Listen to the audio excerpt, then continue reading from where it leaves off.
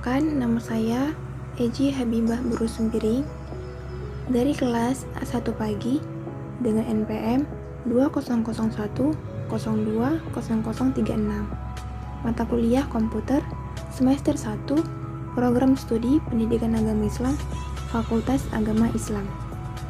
Nah, di video kali ini saya akan membahas tentang sejarah komputer. Sebelum itu, kita akan mengetahui apa itu komputer. Secara umum, komputer adalah sebuah perangkat elektronik. Dan secara bahasa, komputer sendiri diambil dari bahasa Yunani. Kata komputer berasal dari komputer. Kata komputer terdiri atas dua kata, yaitu kom dan juga puter.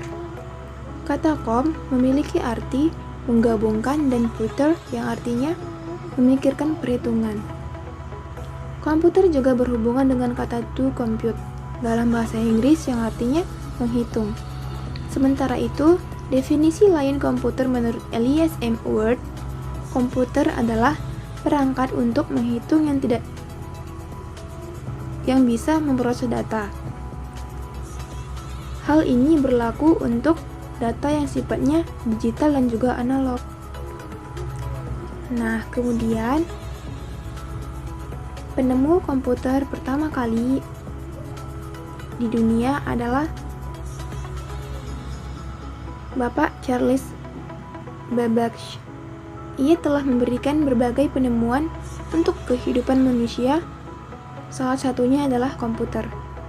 Penemuan ini merupakan penemuan paling populer karena menjadi cikal bakal perkembangan komputer sampai saat ini. Nah, kita akan membahas tentang sejarah komputer. Memasuki perkembangan komputer dari generasi ke generasi, pastinya komputer mengalami banyak perubahan, mulai dari awal penemuan hingga sekarang, baik dari segi hardware maupun software. Nah, generasi pertama yaitu pada tahun 1946 sampai dengan 1959. Tahun 1946 ialah tahun dibuatnya komputer generasi pertama dengan menggunakan tabung vakum sebagai komponen dasar pembuatannya. Tabung yang sebagai komponen dasar ini memang dikenal tidak efisien di beberapa aspek. Sebab komponen tersebut cepat sekali panas ketika dipakai. Selain itu, komponen ini memerlukan daya listrik sangat besar dalam pengoperasiannya. Electronic Numerical Integrator and Computer atau ENIAC adalah salah satu contoh komputer generasi yang pertama. Untuk komputer generasi pertama diciptakan oleh J. Prescott Eckert dan John Mauchly di University of Pennsylvania. Mereka berdua membangun ENIAC dengan menggunakan 18.000 tabung vakum dengan ukuran 1.800 kaki dan mempunyai berat yang mencapai sekitar 30 ton. Sejarah komputer generasi pertama ini menjadi digital elektronik yang dipakai untuk kebutuhan paling umum. Program ENIAC ini sudah dirancang pada tahun 1942, namun dimulai baru di tahun 1943 dan selesai pada tahun 1946.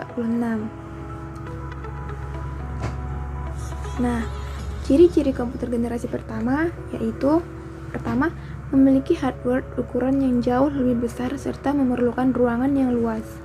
Yang kedua, interior desain sistem operasi dibuat secara spesifik dan hanya dapat melakukan tugas tertentu. Yang ketiga, program yang dapat dibuat memakai bahasa mesin. Yang keempat, menggunakan silinder magnetik untuk menyimpan data. Yang kelima, membutuhkan daya listrik yang sangat besar. Dan yang keenam, perlu mesin pendingin karena cepat panas. Dan yang ketujuh, memiliki kapasitas simpan yang kecil dan kinerjanya juga lambat.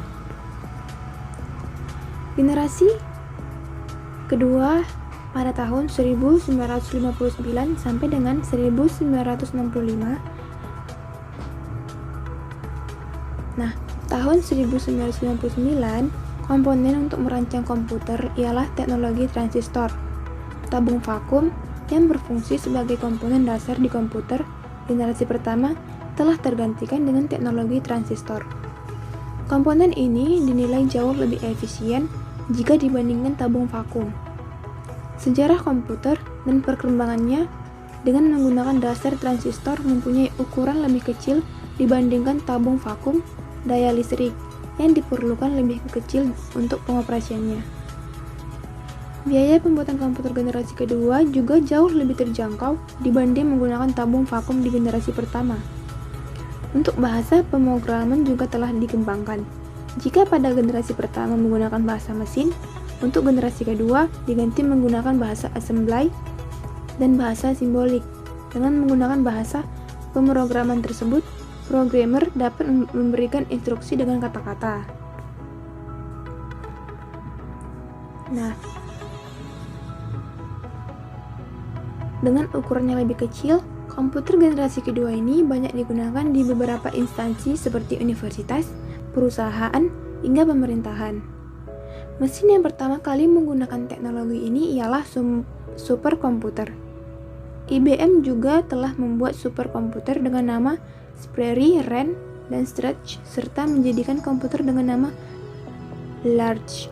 Komputer ini dikembangkan di laboratorium menggunakan energi atom. Dapat mengatasi berbagai data di mana kemampuan ini diperlukan oleh peneliti atom. Pada tahun 1965, hampir dari berbagai bisnis besar menggunakan komputer generasi kedua untuk memproses informasi dengan keuangan bisnis. Nah, kemudian ciri-ciri komputer generasi kedua yaitu yang pertama, telah menggunakan operasi bahasa pemrograman tingkat tinggi Fortran dan COBOL. Yang kedua, kapasitas memori utama menggunakan magnetic core storage. Yang ketiga, menggunakan simpanan eksternal seperti magnetic tape dan magnetic disk. Yang keempat, mampu memproses secara real time dan juga real sharing. Ukuran fisik jauh lebih kecil dibanding komputer di generasi pertama. Kinerjanya lebih cepat,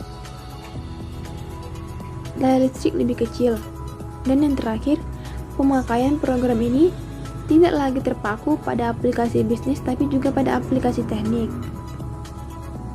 Kemudian, generasi ketiga pada tahun 1965 sampai dengan 1971.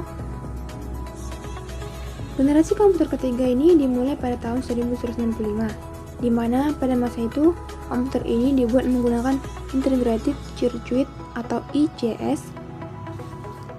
Teknologi ini menggeser fungsi transistor sebagai komponen dasar komputer.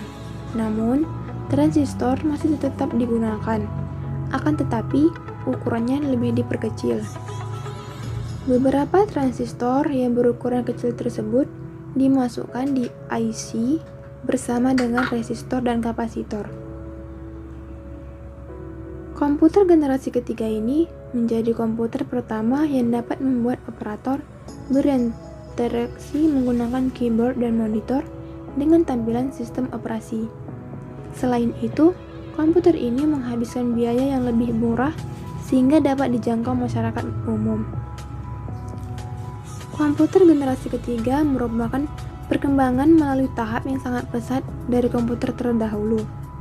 Komputer generasi ketiga ini muncul pada era 1964 sampai dengan 1970.